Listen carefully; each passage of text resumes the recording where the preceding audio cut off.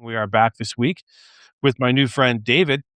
David, for fun fact, is located in Manhattan, Kansas, which is adjacent to where we have our annual conference every year in September. He is in Manhattan. The conference is in Oldsburg. David knows where that is.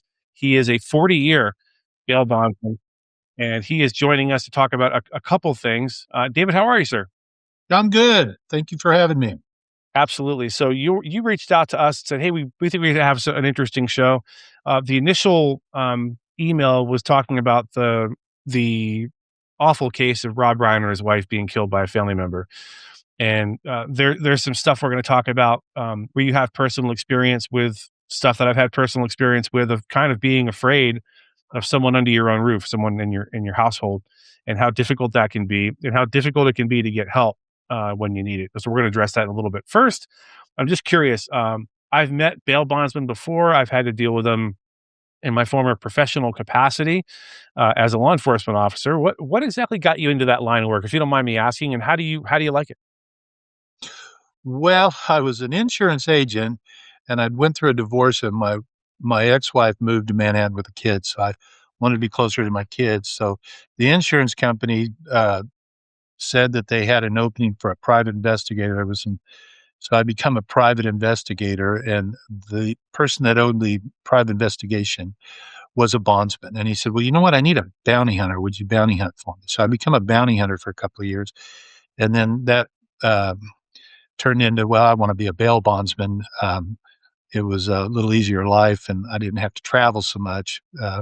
And I did that so I could be closer to my kids. And then from that, I bought out the individual that brought me into the business, and I've been in the bail bond business ever since. Very good. So I think most people hear about bail or bonds, and they hear about people getting arrested for this or that thing, anything from DUI to murder, anything in between.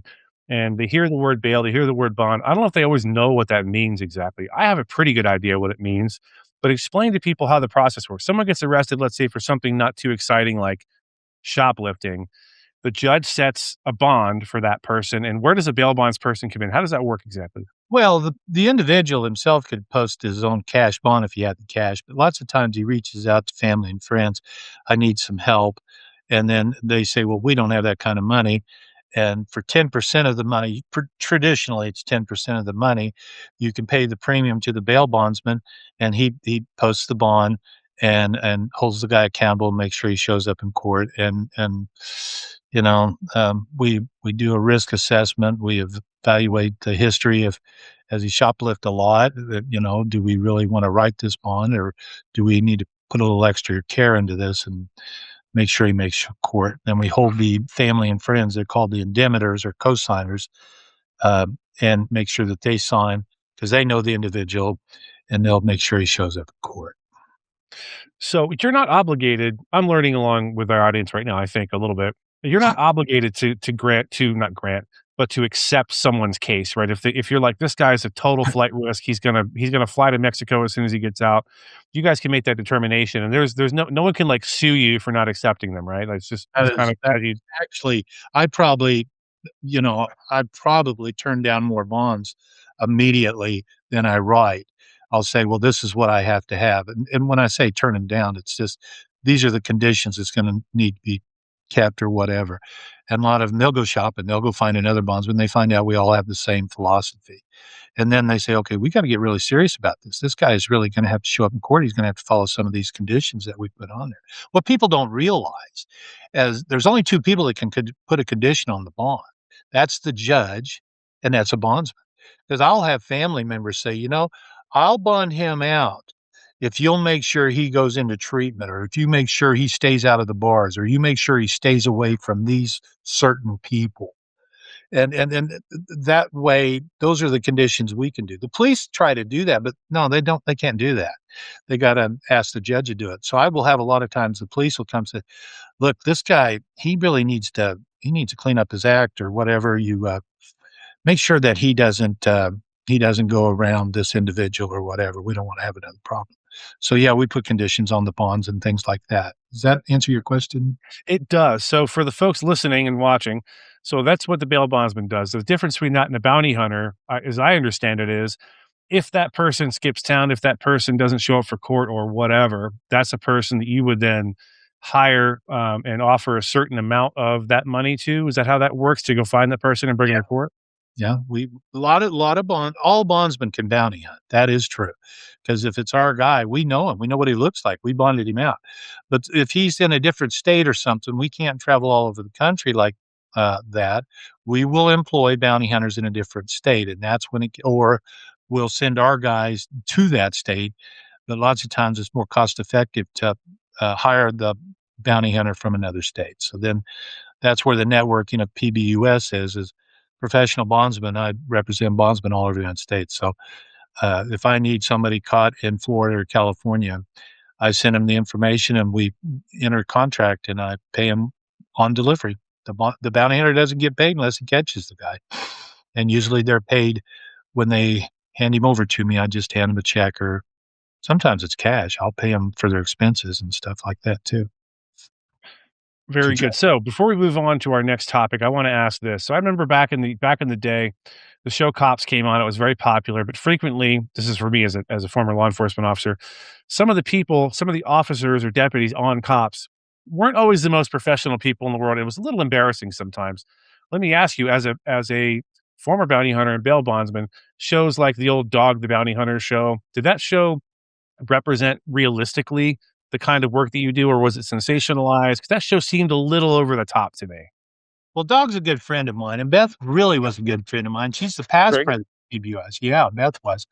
So using that show, I mean, you've got to tip your hat to him. He made a lot of money out of that show, and a lot of those things were true. But you've got to realize it was a sensationalized show.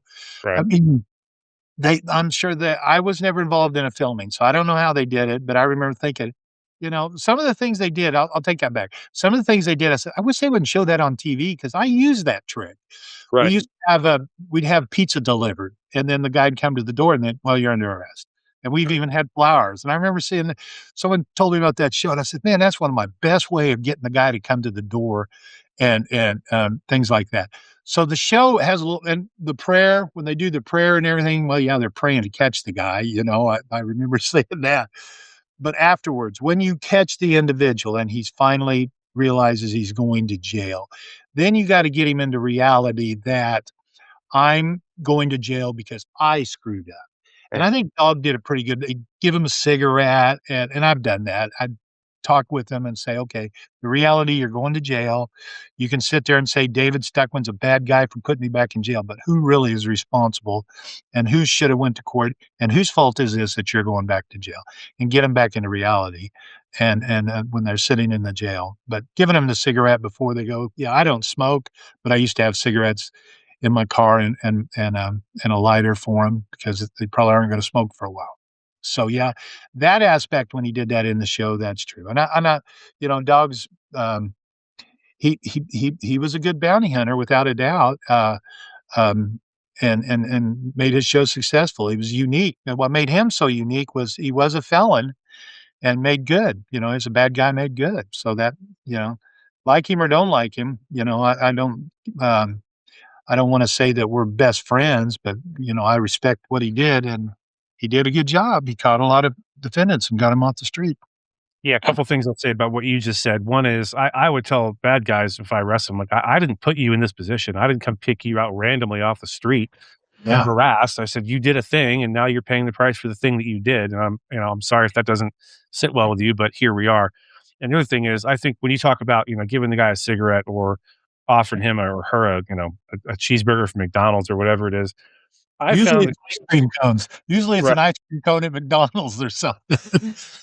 I, I I found, and I've said this on our live streams with Asp, I find that leading with kindness and being a human being almost never fails. Now, sometimes you're going to get a real, you know what I mean when I say a good crook? I mean like the shark eyes, dead behind the eyes, real evil bad guy who no one wants to be around. That guy's different. But most people who commit a crime are just people who made a bad decision. And if you can treat them like that, it's amazing what cooperation you can get out of them. And as to your other point about the pizza delivery or the flowers, there was a thing that worked time and time again in law enforcement, which is we would set up a sting where we said, "Hey, for people with warrants, hey, come get your free TV. Hey, come get your Super Bowl tickets." You've seen this, right? Uh-huh. And greed is such a great motivator, and they would show up in droves, and then cops did it like 3 or 4 times where they showed this sort of sting operation, and no one could do it anymore because all the bad guys are seeing it, seeing what it is. If I get an invitation for my free iPhone or whatever, I know it's nonsense and it's the cops out to get me. So anyway, so I do understand your frustration when it comes to that. So transitioning to our other topic, you and I have something in common. We talked about this briefly before we hit the record button. For me, it was my biological mother who was a pretty late stage alcoholic and very abusive. For you, it was a different kind of family member. So just kind of walk us through your early familiarization with having people under the same roof as you who you're supposed to be able to depend on, who you're actually afraid of. Well, I was in 4th grade and my mom had moved to Oregon, so me and my mom and my sister moved there, but she married a man there.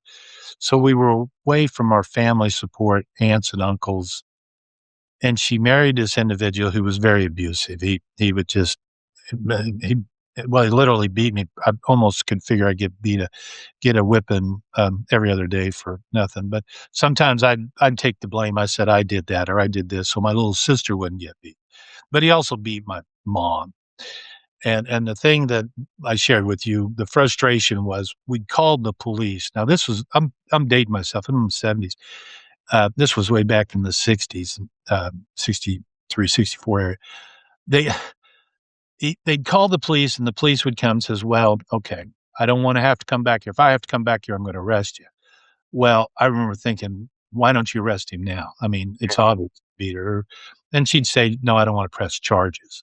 And I used to just frustrate. And then we'd run and hide from him. I've stayed in probably 4 different families' houses, hiding from him. It was a mess. He broke her arm and stuff. And I remember thinking, "This is crazy." And we were lucky. We had no family support. Again, we were out in Oregon.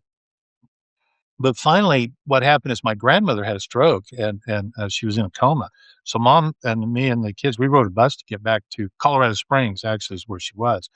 And by being there, then we got with our family, with my aunts and uncles, and I told them what was going on. Well, when the guy, I'm not going to say his name, when the guy showed up to say, "Here, I'm here," my uncles, uh, I don't know what happened. I never saw him again. I assume they educated him pretty good, but we never saw him again. But yeah, so with that, we have come a long ways with all kinds of support groups and stuff like that to help families get out of those. Because she still didn't want to talk about it. I was the one that said, "Hey," and I was just a 6th grader, and I told him everything. Well, that was I don't know why she felt she had to keep it in. I'm sure it was something unique, but it was just I don't know how to explain it. But I remember that so fondly to this day.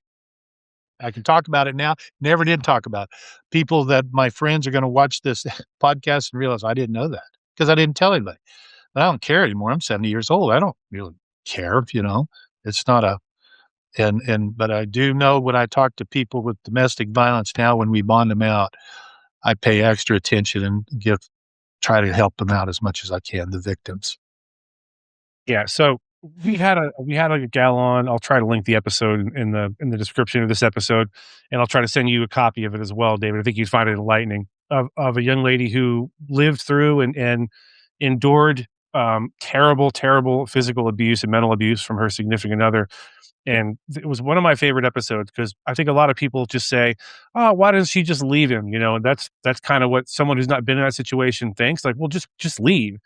And that's like telling an alcoholic just quit drinking or telling a kleptomaniac quit stealing stuff.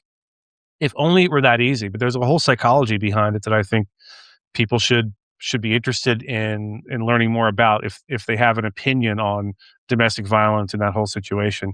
Mm. So you mentioned we've come a long way. I know there's an organization that you wanted to discuss as it relates to this. You want to talk about that real quick? Well, Bondsman, PBUS, we've partnered with one brother and one sister, and what they do is they help us place people. When a family says, "I'll bond this guy out, but I want him in treatment, alcohol, rehab," we've actually did somebody that was addicted to gambling, so they help us place them, and it's a good organization. We use them all the time. They're helping me place somebody right now in Jupiter. Florida. It's a millionaire. He's so rich, but he settled for money from a lawsuit where he got hurt. He got hooked on the drugs, and he's been arrested so many times. It's time for him to get rehab, and we need to get him away from Kansas. So the people that enable him, I want to call them leeches. You can call them whatever you want. They'll come and see him, but they won't come to Jupiter, Florida, to see him. It's too far, and hopefully we can help him get his path straightened out. So But yeah, is there a way somebody can look into this or support it in some kind of way? one brother and one sister. Yeah, go to the website. They've got a wonderful website. It's One Brother, One Sister. They're out of Florida. It's a great program. They've helped a lot of bondsmen get because they have a class they teach to where we can get limited HIPAA approval. We can't we when we call the hospital, the judges can't even get information from. But by taking this certification, you can talk to them. They'll tell us when he's getting out or she getting out of the program. They're graduating, and they can tell us the status, not what's going on in the case, but tell us how well they're progressing. Give us a grade, and so we can tell the court. And usually, what happens? They're in jail. We bond them out with the condition they're going to go to this treatment. Well, the first thing we have to do is go to the judge and say, well, we bonded him out and we put him in a program. We're asking for a continuance. He will miss his first court date or two. And the judge's quick reply to that is, well, how do we know? Well, we'll keep the court abreast and we'll tell him when he gets out and then we'll bring him back to court. And then he'll start all over. And hopefully he's corrected his path. And the judges really like that. They're on board with it. I haven't had any judge be upset about what we're doing. Yeah, because I feel like in my experience, I wasn't a local cop for very long, but the recidivism rate for domestic violence offenders has to be astronomically high, like more than most other offenders, right? Yeah. Yeah, domestic violence is one of the bonds that is unique because a lot of it can be prevented if they just if the family. I can't harp it enough because when I'm called to write the bond, the problem's already there. Now we're trying to help. But if they would just, if they see some of the red flags, they could prevent a problem. I mean, I'm sure that Rob Rayner could have probably saw some red flags and probably got his son help. But that's so stressful for that family. Now the brothers and sisters have to deal with that, and I'm sure they don't want to talk about it, but I'm sure there was things they thought they could have done differently too. Being in So, the do you have any advice for someone who might be listening? And yeah, there's someone in their life, it's a brother or a father-in-law or a cohabitant, maybe someone they live with who they're genuinely afraid of. They can't put a finger on it. They can't point to something and go, "This is why, this exact thing is why I'm worried this person's gonna commit some act of violence on me or my loved ones or whatever." What advice can you give someone in that position? Because I think a lot of people feel kind of alone in the world in a situation like that Well, and they're not don't. alone. They're not alone because I bet you there's probably 20 to 30% of people that has somebody in their family that the family really is scared of. It's probably because of alcohol or drug abuse or whatever. The that he is really mean when he's drunk. I've heard those stories so many. Well, that can be a problem. But you got to detect the red flags. Tell somebody. I told one just the other day. I said, go tell your preacher. I think it was a priest. I think they were Catholic. I don't know. Go tell your priest. I don't want to tell him. I don't want him to know my family. I said, well, then go down the street and go talk to the rabbi of the Jewish church. Go talk to the Methodist minister or the preacher at the back. They're all will help you. Because the first thing I hear, well, you need to get help. No, I can't afford to pay that, this and that. Well, those guys will listen to you. They're all they're all there to help people. They're not going to judge you. They're not going to try to convert you to their church. It's not having to Right. do with religion. And these guys all know each other. The rabbi knows the priest from the Catholic Church. The Catholic priest knows the Methodist minister who knows the Baptist preacher. They all know each other. They all talk, and they help people, and that'll get them to the right point. And then they'll suggest, well, why don't you do this and that? Because they don't want to call people because they don't want to air their laundry. Well, they need to talk to somebody.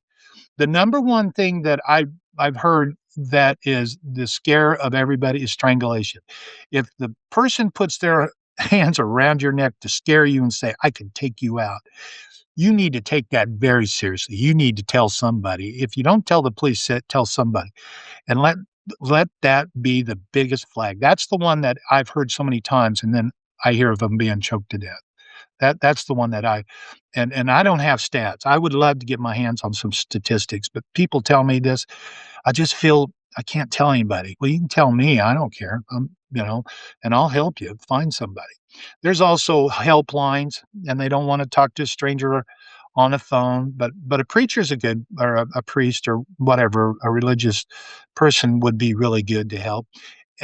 When I was, this is years ago, the Methodist Church had what they called Stephen Ministry. Now I'm dating myself again. This was in the 80s. And I took that course. It was called Stephen Ministry. So this is a plug for my Methodist friends. But it was a great program. And what that is, if you have somebody approach you, you need not to judge. You need to listen and listen to them tell their story because they are really pouring their heart out to you. And when you hear him say that, don't judge and don't say, well, if he says, I'm just gonna get a gun and shoot him. No, no, you don't judge. You say, oh, what I hear you telling me is you're really scared, and get them to talk about themselves. They'll feel a lot better talking to you. And when they talk to you like that, now you've got the responsibility. What are you going to do? Well, you need to share with them, with them, and tell them we need to really get somebody else that's a professional that can help you, and be there to support it. That would be my encouragement of people. If you've got a family friend or somebody comes to you and says, I need help.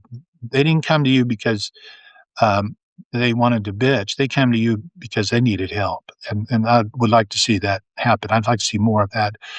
People listen and do that. Some people say, I don't want to get involved. You know, they just don't want to get involved. And that's not good. We need to help them get involved. I'm good at listening to people when they have a problem. Sure. Put the phone down and hold all your calls. Say, nope, you've got my attention. You can even tap them on the hand and say, I'm listening to you. And then let them speak. Everybody wants to solve the problem. At that time when they're doing that, let them pour their guts out, and then we'll get a plan together. That's my advice. Yeah, I think probably what I took from that, the big thing I took from what you just said is, hey, if be the person they can come to, be the person somebody can come to, because most people, honestly, I think it's human nature. They see, oh, it's domestic violence, it's drugs, it's this, it's Yeah, gross, it's messy. I don't want to get involved. But I think people who listen to this podcast and watch our channel have heard us talk about mental fitness, spiritual fitness, and that's everything from telling the people you love that you love them, and getting through fights and arguments, and fixing all that sort of stuff before the moment of truth. For us, it's defensive encounters or law enforcement encounters. But yeah, I think that's some really, really good advice, David. Listen, I want to make sure we cover all the stuff that you wanted to talk about before we part ways. I've enjoyed the conversation thus far. Is there anything that we didn't touch on that you wanted to talk about? d- domestic violence in the family, where it's family member, that is the hardest one to fix. But there's a lot of it out there. I bet there's 25% of the families have somebody in their family they're scared of, and they need to. That is the goal, is to figure out ways to isolate yourself. Now, the other thing is when you do have a violent person in your family, let's say it is somebody, have a plan, have the family have a meeting. What are we going to do? Have a code word to say, look, he's been drinking again, he's on drugs, he's violent, this and that. Don't try to talk him out of the problem when he's intoxicated. Actually, you need separation. That you being a policeman, I'll surely bet you when you went into a restaurant, you picked a spot to sit, didn't you? And it wasn't Mm. in the it wasn't in a it wasn't in a booth. It was probably at a table, and you knew where the exits were. You knew where the entrance was. That's fine, but I bet you observed where the exits were in case there was a fire or in case there was a shooting, to where you knew how to react. Same thing there. No, have a plan. Have a plan on what to do, and have the family meet about. Have a code word. Those are the things that I'd recommend people really paying attention to it. And yeah, I could speak to that.